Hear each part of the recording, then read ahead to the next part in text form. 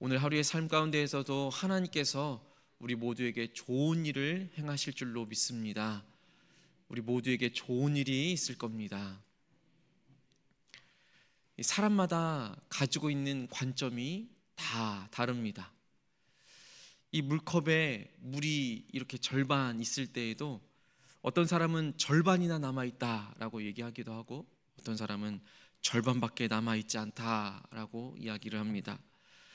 어떤 사람에게는 위기가 이제는 정말 모든 것이 끝났다라고 하면서 절망하지만, 어떤 사람들에게는 이제는 정말 완전 바닥이니 새로운 기회이다라고 이야기를 하기도 합니다. 같은 상황과 환경 속에서도 어떤 관점을 가지고 있느냐에 따라서 우리의 인생이 완전히 달라질 수 있습니다. 오늘 본문에도 동일한 예수님 한 분을 두고 세례 요한과 무리들과 또 바리새인과 율법교사, 그리고 예수님 자신이 서로 다른 관점을 가지고 있는 것을 볼 수 있습니다. 오늘 이 차이를 통하여서 우리가 신앙 안에서 어떠한 관점을 가져야 하는지 함께 살펴보기를 원합니다. 가장 먼저는 세례 요한의 관점입니다. 세례 요한은 메시아에 대한 기대를 가득 안고서 늘 살아가고 있었습니다. 세례 요한의 사명감도 오실 일을 준비하는 자였습니다. 그런데 세례 요한이 늘 기대하고 준비하였었던 그 메시아와 현실의 그 거리감이 존재하고 있었던 것을 볼 수 있습니다. 세례 요한은 예수님을 직접적으로 소개했던 사람입니다. 요한복음 1장 29절에 보면 보라, 세상 죄를 지고 가는 하나님의 어린 양이로다 라고 하기도 했고, 누가복음 3장 16절에 보면 자신은 예수님의 신발끈을 풀기에도 감당하지 못하는 사람이다 라고 고백합니다. 지금 세례 요한은 감옥에 갇혀 있는 상황입니다. 당시 이 갈릴리 지역을 다스렸던 헤롯 안디바의 잘못된 그 사생활을 지적하면서 감옥에 갇혀지게 됩니다. 세례 요한은 메시아가 오게 되면 죄와 불의를 정말 강력하게 심판하고 또 하나님의 나라도 정말 강력하게 임할 것이다 라는 기대감을 가지고 있었습니다. 그런데 현실은 달랐습니다. 메시아 예수님이 이 땅 가운데 오셨건만 이 세상의 불의는 여전히 존재하고 있습니다. 그 불의를 이야기했더니 자기는 감옥에 갇히게 되는 그런 상황 가운데 처해지게 됩니다. 이러한 현실을 바라보면서 세례 요한은 18절의 말씀처럼 요한의 제자들을 대신해서 예수님에게 질문을 하게 됩니다. 세례 요한이 지금까지의 예수님과 함께 있었던 그 모든 일들을 제자들을 통해서 듣게 됩니다. 그리고 이 모든 일들을 예수님께서 백부장의 종을 고쳐주고, 그래서 믿음이 있어야 한다라고 이야기하고, 한 어머니의 슬픔을 공감하시면서 외아들을 다시 살렸다라는 그 이야기를 들으면서 요한이 생각했었던 정말 강력한 모습의 메시아가 아니다라는 사실을 다시금 마음 가운데 가지게 된 것입니다. 그러면서 오실 그이가 당신이십니까? 라는 질문을 마음 가운데 가지게 되었고, 그 질문을 제자를 통해서 하게 되는 것을 볼 수 있습니다. 세례 요한의 마음이 흔들리게 된 것입니다. 우리도 신앙생활을 하다 보면 하나님께 대한 그 기대감과 우리가 살아가고 있는 그 현실 사이에 차이가 있다라는 것을 발견하게 됩니다. 그래서 때로는 그 기대감과 우리의 처해진 현실 사이에서 우리의 마음 가운데 실망감을 가질 때가 있습니다. 기도했는데 응답이 없습니다. 신앙대로 살아왔는데 우리의 삶에 고난이 찾아옵니다. 하나님의 뜻을 따른다고 열심으로 살아갔는데 오히려 우리의 삶에, 우리의 가정 안에, 우리의 사업장에, 우리 일터 안에 어려움이 생길 때 우리는 우리의 마음 가운데 회의감이 들 때도 있습니다. 이때 예수님은 요한의 질문에 이렇게 대답하는 것을 볼 수 있습니다.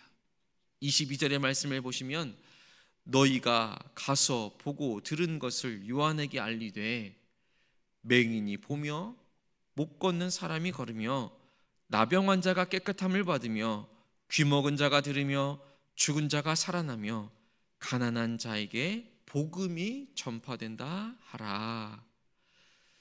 요한이 생각했었던 강력한 메시아의 임재하심의 모습과 지금 예수님께서 말씀하고 계시는 그 예수님의 진정한 모습이 다르게 그려지고 있다라는 것입니다. 예수님께서는 세상의 변화를 통해서 지금 하나님의 나라가 이미 임하고 있음을 보여주고 있습니다. 요한이 기대했었던 그 방식은 아니었지만 하나님께서는 분명히 일하고 계신 것입니다. 우리의 관점을 바꾸어야 할 필요가 있다라는 것을 예수님께서 말씀해 주고 계십니다. 하나님께서 일하고 계시는 것이 일하고 계시지 않는 것이 아니라 우리가 그분의 방식을 이해하지 못할 때가 있다라는 것입니다. 기대한 방식이 아니라 할지라도 하나님께서는 하나님의 그 선한 계획하심을 이루고 계신 것입니다. 이제 무리들의 관점을 살펴보겠습니다. 24절부터 28절까지의 말씀 가운데서 보면 이 무리들은 계속해서 흔들리는 믿음을 가지고 있는 것을 볼 수 있습니다. 때로는 이러한 모습으로, 때로는 저러한 모습으로 예수님을 바라보면서 그들의 마음이 계속해서 흔들리는 모습을 볼 수 있습니다. 예수님께서 세례 요한을 가리키면서 이렇게 말씀하십니다. 24절에 보면 너희가 무엇을 보려고 광야에 나갔더냐? 바람에 흔들리는 갈대냐? 라고 질문을 하게 됩니다. 세례 요한의 주 무대는 광야였습니다. 주님의 길을 예비하면서 그 광야에서 외치는 자의 소리의 그 역할을 감당하였습니다. 그런데 우리가 기억하는 모습처럼 세례 요한은 광야에서 외치는 자의 소리로 살아갈 때에 결코 흔들리는 모습이 아니었습니다. 확신을 가지고 메시아의 오심을 외쳤던 것을 우리는 알 수 있습니다. 그런데 오히려 무리들은 흔들리는 것을 볼 수 있습니다. 요한이 오랫동안 전했던 그 메시지를 그 광야 가운데에서 수많은 무리들이 들었음에도 불구하고 이 무리들은 세례 요한이 감옥에 갇히게 되니 이제 다시금 흔들리는 모습을 볼 수 있습니다. 세례 요한에 대한 그 신뢰가 무너져 버렸던 것입니다. 세례 요한은 다를 줄 알았는데 헤롯 안디바에 의해서 감옥에 갇히게 되니 세례 요한도 똑같은 사람이구나라는 것을 알게 되고 또 그 마음 가운데 세례 요한에 대한 신뢰가 흔들리게 된 것입니다. 우리도 우리의 신앙생활을 하다 보면 사람을 바라볼 때에 우리의 신앙은 흔들리기 마련입니다. 우리의 신앙생활을 하면서 흔들리지 않아야 할 대상은 오직 하나님 한 분뿐인 줄로 믿습니다. 하나님만을 바라보며 신앙생활하며 나아갈 때에 우리는 흔들리지 않을 수 있습니다.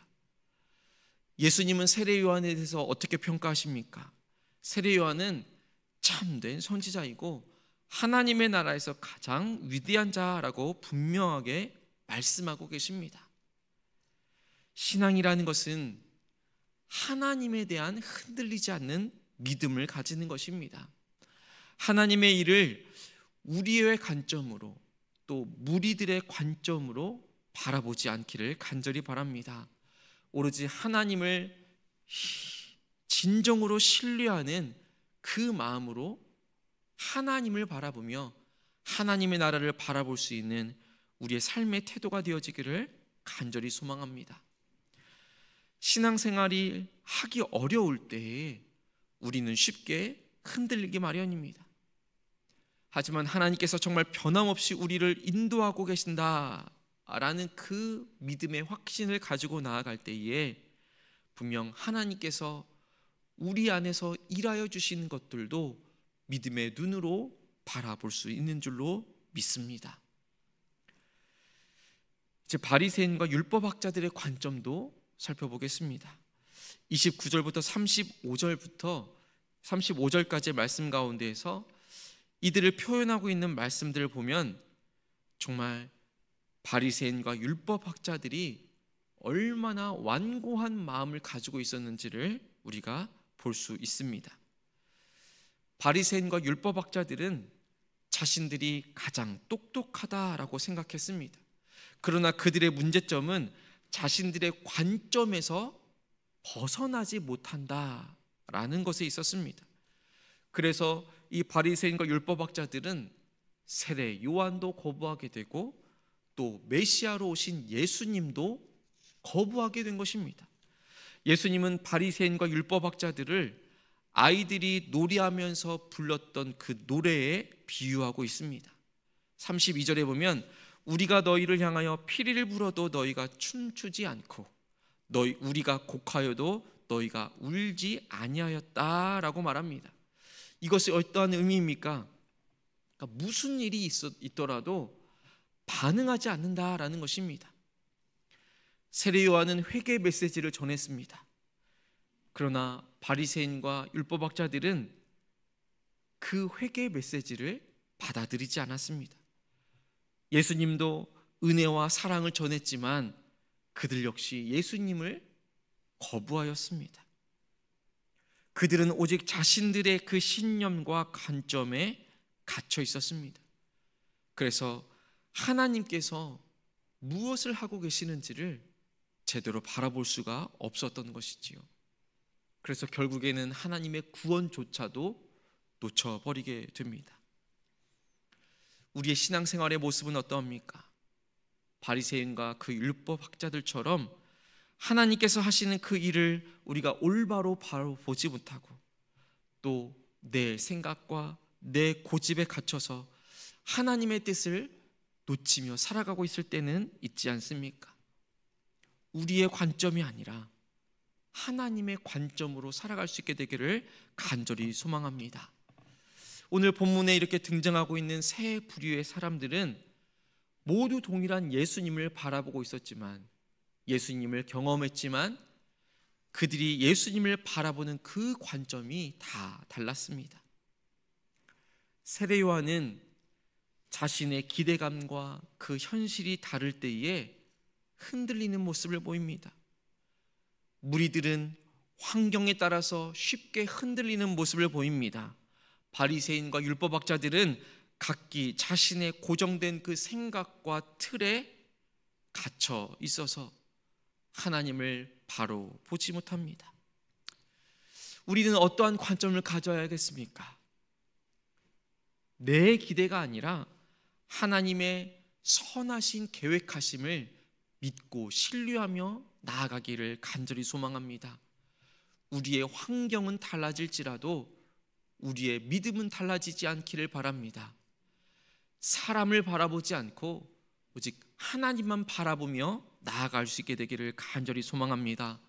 내 생각과 내 관점에 갇혀 있는 것이 아니라 하나님의 시각으로 이 세상을 바라보며 하나님의 눈으로, 믿음의 눈으로 우리의 삶을 바라볼 수 있게 되기를 간절히 소망합니다. 이러한 관점을, 이러한 모습을 가지고 있을 때에 우리는 우리의 삶에 어떠한 일이 일어나더라도 하나님만을 바라볼 수 있는 것입니다. 예수님만을 더욱더 믿고 굳건한 믿음으로 살아갈 수 있는 것입니다. 예수님은 누구이십니까? 예수님은 우리에게 참 자유를 주기 위해서 오신 분이십니다. 예수님께서는 우리에게 참된 안식과 평안을 주시기 위해서 오신 분이십니다. 예수님은 우리에게 회복을 주시기 위해서 오신 분이십니다. 그 예수님을 기억하며 오늘 하루의 삶을 살아갈 때에 여러분 안에서 살아 역사하시는 그 예수님을 발견하며 살아가실 수 있게 되기를 간절히 소망합니다. 맹인을 보게 하고 못 걷는 사람을 걷게 하시고 나병 환자를 깨끗하게 하시며 귀먹은 사람을 듣게 하시고 죽은 자를 살리시고 가난한 자에게 복음을 전하시는 예수님의 모습을 기억하면서 오늘 하루도 복된 자의 자리에 살아갈 수 있게 되기를 간절히 소망합니다. 주님께서 우리에게 이렇게 말씀하여 주십니다. 우리 23절의 말씀을 마지막으로 함께 읽겠습니다. 23절 말씀입니다. 함께 읽겠습니다. 누구든지 나로 말미암아 실족하지 아니하는 자는 복이 있도다. 아멘. 함께 기도하겠습니다. 하나님 아버지, 우리에게 예수님을 보내주심에 감사를 드립니다. 예수님으로 인하여서 우리는 새 생명을 얻었고 예수님으로 인하여서 우리는 참된 평안과 안식을 누리며 예수님 안에서 참 자유를 누리며 살아가고 있는 줄로 믿습니다. 예수님으로 인하여서 우리의 삶에 참된 회복이 있는 줄로 믿습니다. 그 예수님을 우리가 바로 보며 살아갈 수 있도록 인도하여 주시옵소서. 예수님이 누구인지를 우리가 늘 기억하며 살아갈 수 있도록 인도하여 주시옵소서. 하나님, 예수님 안에 있을 때에 참 자유가 있는 줄로 믿습니다.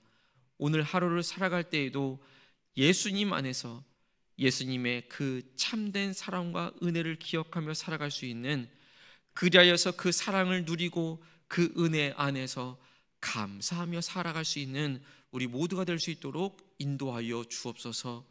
하나님, 오늘은 우리의 가족 구원을 위하여 기도합니다.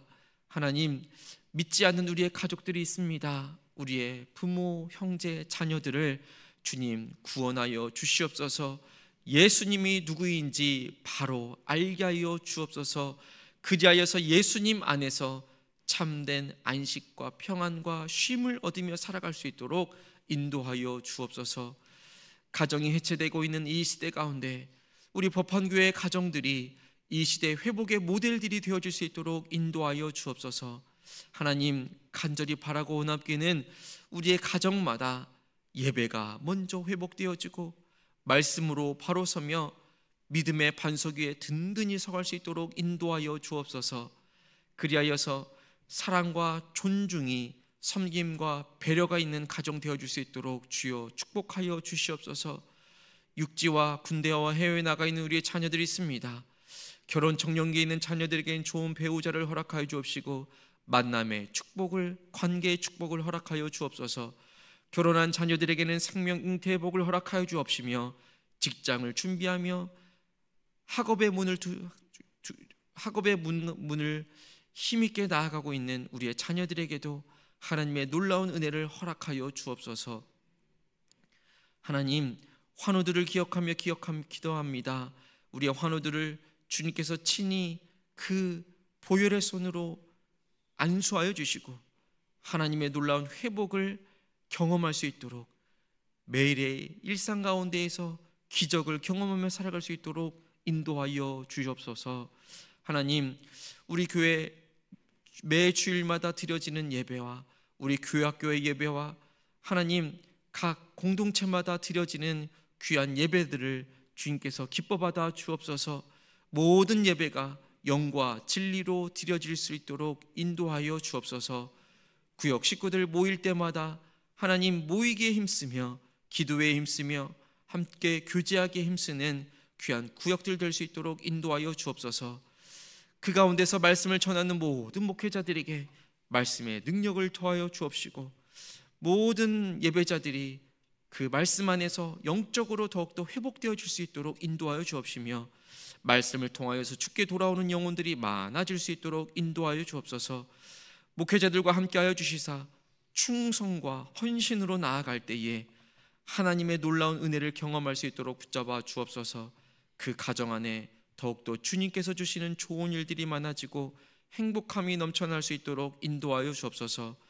우리 중직자들이 자원하는 마음으로 하나님의 일을 섬기게 하여 주옵시고 섬길수록 존귀해지는 복을 누릴 수 있도록 인도하여 주옵소서.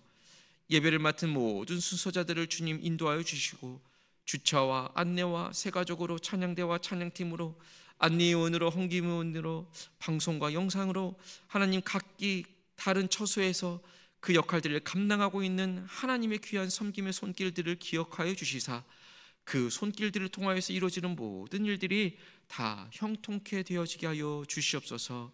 하나님, 내일은 우리가 나라와 민족을 위한 106주년 3.1주년 기념 새벽기도회로 드립니다. 하나님, 이 나라와 이 민족을 기억하며 하나님께 날마다 기도하며 나갈 때에 이 나라와 이 민족을 주님께서 친히 다스려 주옵소서. 세계 열방의 선교사님들을 주님 축복하여 주옵시고 그 사역 위에, 그 가정 위에, 그 자녀들 위에 하나님의 다음없는 사랑과 은혜를 내려 주옵소서. 오늘도 간절한 마음으로 기도의 자리로 나아가는 우리 하나님의 자녀들의 기도의 제목에 주님 들어 응답하여 주시옵소서. 주님께서 응답하여 주실 것을 믿사오며 우리를 사랑하시되 끝까지 사랑하여 주시는 예수님의 이름으로 간절히 기도합니다. 아멘.